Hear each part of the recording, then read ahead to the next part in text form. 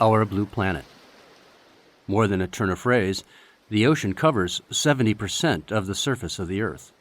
Beyond its beauty, the ocean is critical to the biodiversity of the planet, provides sustenance to hundreds of millions of people, and links many cultures across the globe.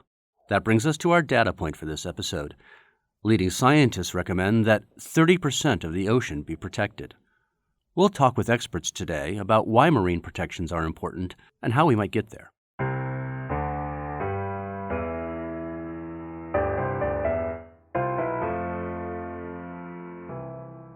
This is After the Fact, where we discuss the numbers and trends on today's pressing policy issues. June is World Oceans Month, a time when people come together around the globe to celebrate the vast waters that are, after all, the majority of our planet.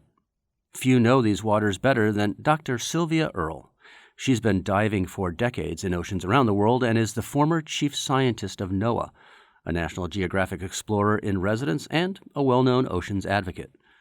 In a prior conversation with Pew in 2015, she spoke about why the ocean is so special. The real joy is in the life that's there, this great diversity of life. Nearly all of the major divisions of animal life occur in the ocean. Only about half have representation on the land. So if an alien wanted to explore Earth and know what's really going on in this little blue speck in the universe, they for sure would dive into the ocean first, because that's where the action is. Earle's passionate advocacy has led her to be called a hero for the planet by Time magazine. She talks about establishing marine protected areas that serve as a home to thousands of marine and plant species. And clearly, the idea of having protected areas as a source of renewal, where safe havens for fish, safe havens for mangroves, safe havens for seagrass meadows, and in the deep sea, where we're just beginning to explore and understand what's there, we need safe havens there too. And now we know they work. We have evidence, not just in our own coastal waters, but in waters around the world, that when you actually embrace an area and give the fish and the other creatures that are there, whatever they are, the oysters, the clams, the lobsters, the little guys that are affected by the actions, it's almost miraculous that recovery can occur. And this is that moment when, as never before, we're armed with knowledge. And as never again, we have a really good chance to put things in motion that'll secure an enduring future for us. To learn more about creating that enduring future, we spoke with the director of the Pew Bertarelli Ocean Legacy Project, Matt Rand.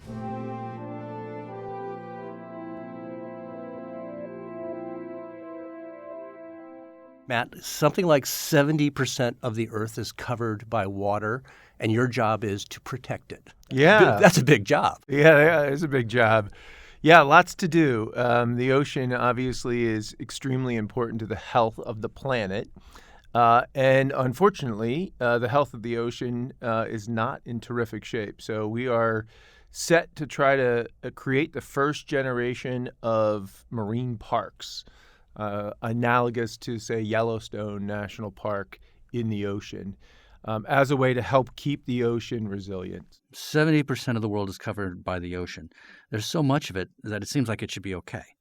Now, yet science reports that there are some problems. So what's actually happening in the ocean that we need to be concerned about? Yeah, we've got there's a number of different problems that the ocean is faced with, from climate change, warming oceans becoming more acidic, to very direct impacts of overfishing. As carbon dioxide builds up in our atmosphere, the ocean actually intakes that carbon dioxide, and it does that naturally. But as we're increasing the concentrations, it actually increases the concentration in the ocean, which essentially becomes an acidic substance. And that has major ramifications for the whole health of the ecosystem, whether it's coral reefs or whether it's shellfish, which build their shell and their infrastructure of the creature itself out of essentially calcium. And calcium dissolves in acidic water.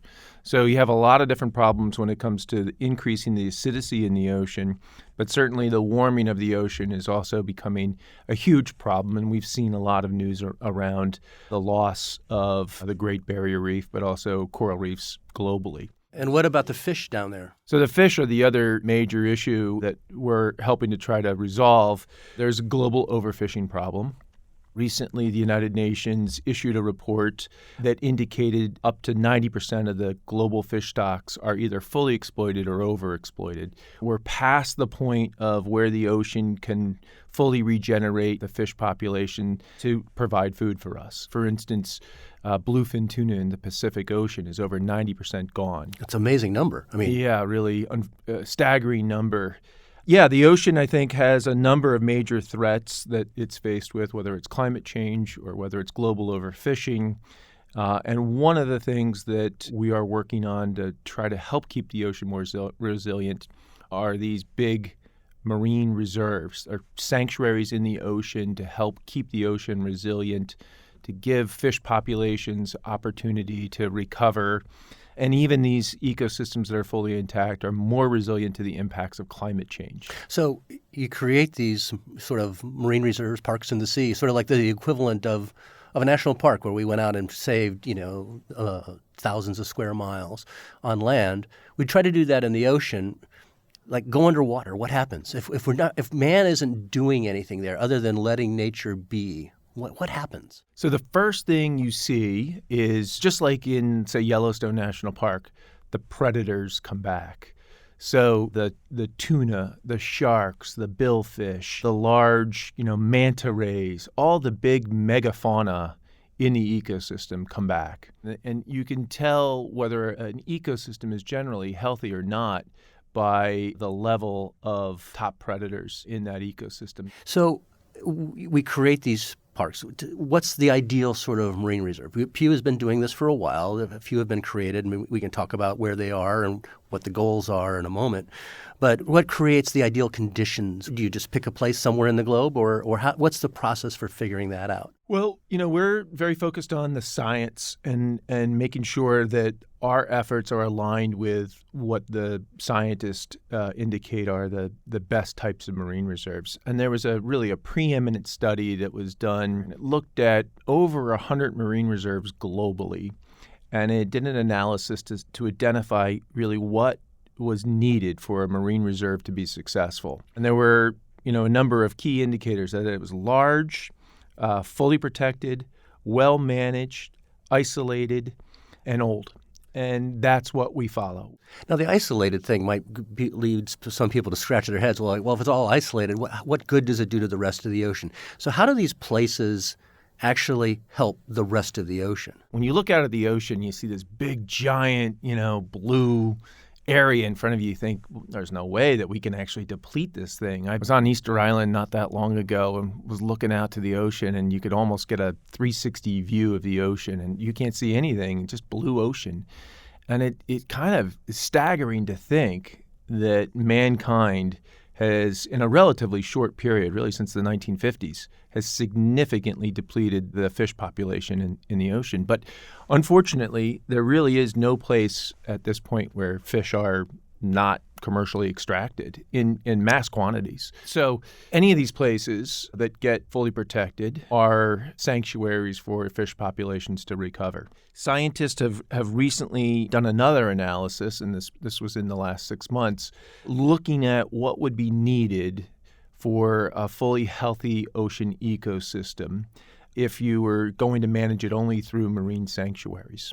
And what the scientists indicated was that we need 30% of the ocean to be protected in marine sanctuaries. We are not, unfortunately, close to that number. We're more like 3% at this point. So there's a lot of work left to do to try to actually increase the percentage of ocean protected. That goal of 30% is our data point for this episode, for example. And how much of a stretch is it when we were at 3% now to get to 30%? We've had exceptional growth, and the 3% really has come in the last less than 10 years. And really, we went from less than 0.001% 10 years ago.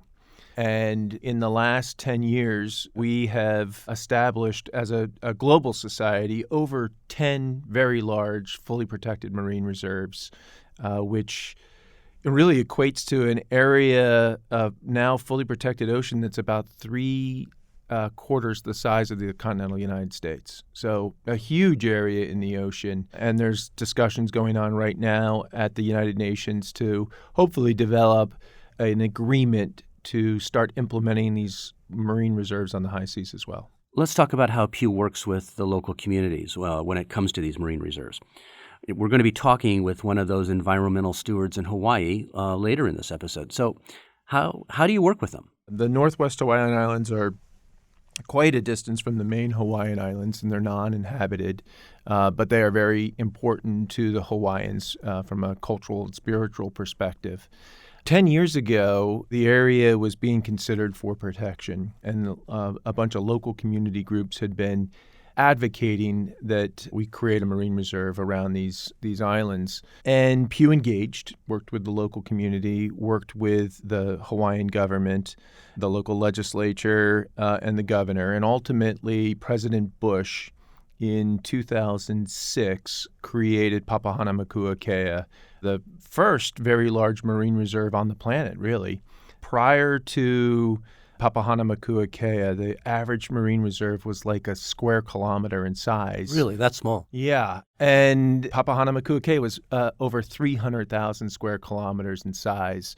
So that was 2006. And then a decade later, Pew has stayed engaged with the local Hawaiian community, with the managers of the marine reserve there. There was a number of new scientific findings that said, really, to fully protect this ecosystem, we should expand the size of it. So in 2015, we started having some conversations with some of the Hawaiian leaders. And fortunately, after some effort, working with the local Hawaiians, with the congressional delegation there, and the U.S. government back here, the administration, President Obama did expand Papahanaumokuakea and made it 1.5 million square kilometers in size. And the local communities are relatively small populations by nature because these are remote places, but they welcome this sort of protection for their areas? Each community is different, Dan, and each community has different reasons for being connected to these places. But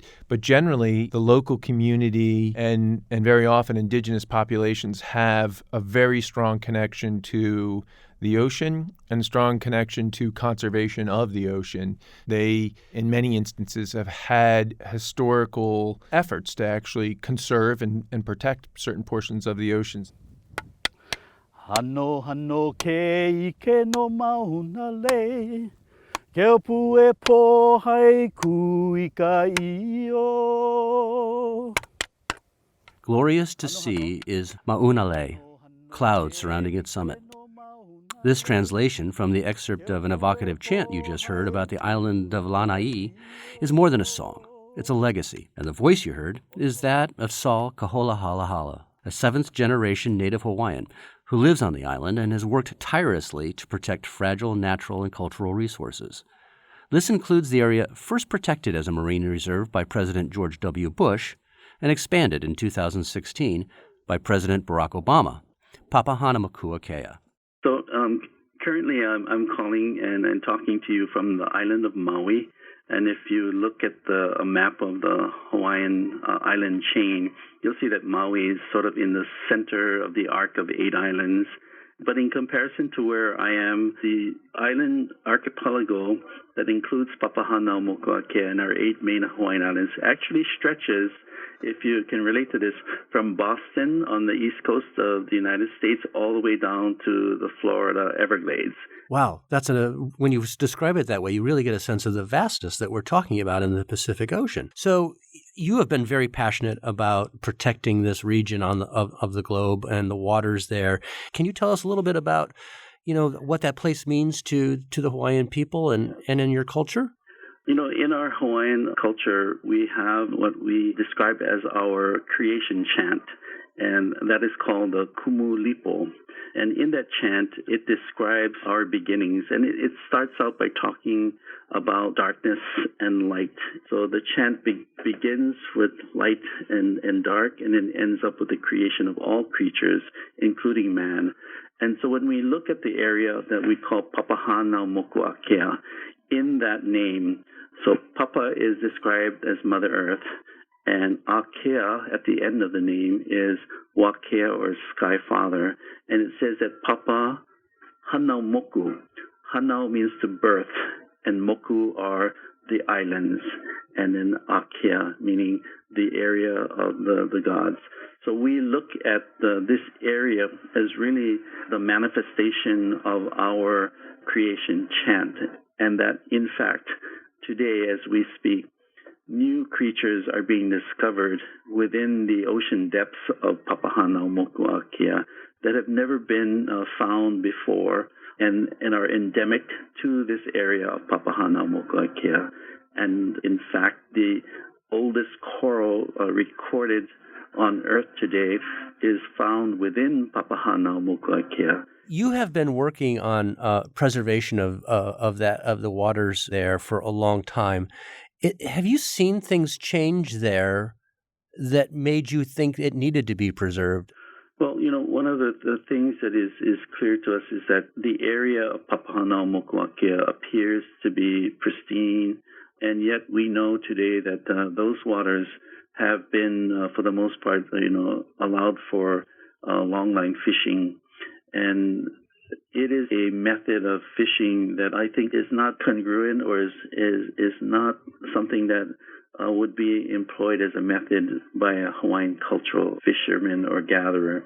By comparison, the current method used by longline fishing is one that's indiscriminate. So you're dragging a 40-mile long line with hooks and bait, and then you're catching whatever is in the ocean, and then you specifically will take the fish that you are finding more valuable, and then discarding the rest as bycatch. So if we are going to continue to extract at the rate we are today, then the science says that 1/3 of our oceans globally need to be protected to be allowed to be restored and replenished. And in fact, we need to encourage many more areas on our Earth and our nations throughout the world to support this idea, so that we can be ensured that our children's children's children will be the beneficiaries of that kind of vision for restoration and protection for the long term. Now, last year, the boundaries were expanded by President Obama, and he was building on something first created by President Bush. This is a great example of bipartisan government at work. What happened in the waters during that decade when these new protections were in place? Could you see fish starting to come back in some areas, and the effects of the longline fishing decreased? I served for the last decade or so as a member of the cultural working group of Papahanau Moku'akea, actually even prior to its designation by President Bush. The working group was formed to be in an advisory capacity to the monument, and to allow for an integration of the kind of work that was continuing to happen within that area of ocean in these last 2 years. We have experienced the warming of our oceans, and we have had coral bleaching like we've never had before. We do recognize that the Northwest Hawaiian Islands are in much cooler waters and temperate waters, that should there be a drastic change in the temperature of the seas in our main 8 Hawaiian Islands, it might be that the surviving corals will be the only ones that could be found would be in the Northwest Hawaiian Islands. So it's things like this that we're trying to integrate an understanding and a knowledge that this kind of support on good cultural science is what I'd like to term it. That's a nice phrase, cultural science. I know you spoke a lot with policymakers and a lot of other interested people who want to see these sorts of marine reserves created, but I know you also have a granddaughter who has visited this place. What's the most important story you can tell her about the preservation of this important place? Well, this kind of vision and work is generational. So When I looked at my granddaughter, and she spent a lot of time with me along the shorelines and the ocean of my own home, some of the resources that I grew up with in terms of food, I was questioning whether or not I should have her to taste that, because I believe that part of the inherent responsibility comes with also the taste. The memory of that is inherent in us, and if we taste it, then all of that comes alive in our understanding of place and responsibility to place. My hope is that by giving her that connection to place, she too will have the responsibility to bridge into the future generations, to continue that responsibility, to continue that connection, and to continue that flavor of where we live. And if they can continue in that kind of practice and responsibility, then I see Papahana Mokuakea as an extension of our home. It's the farthest area within our archipelago, but it's no different in what it needs in support and protection than the shoreline that is in front of my home. So if they can adopt that idea of taking care of my home, then they can adopt the idea of taking care of the entirety of our archipelago of Papahana Mokuakea. My hope is that we have come to understand that this planet is our island home. We have one planet, and therefore we all have the responsibility to care for her. Aloha lana I ka ulahea.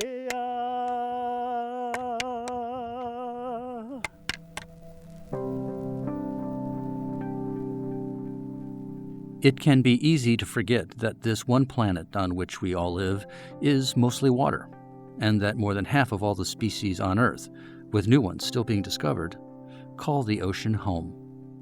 Large marine reserves like Papahana Mokuakea are essential to the health of the ocean and so to the health of the planet.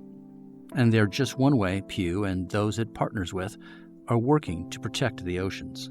To learn more about this work, including the Pew Bertarelli Ocean Legacy Project, go to pewtrust.org/afterthefact. And if you like what you've heard on this podcast, subscribe on iTunes and other streaming services. Thanks for listening. For the Pew Charitable Trust, I'm Dan LeDuc, and this is After the Fact.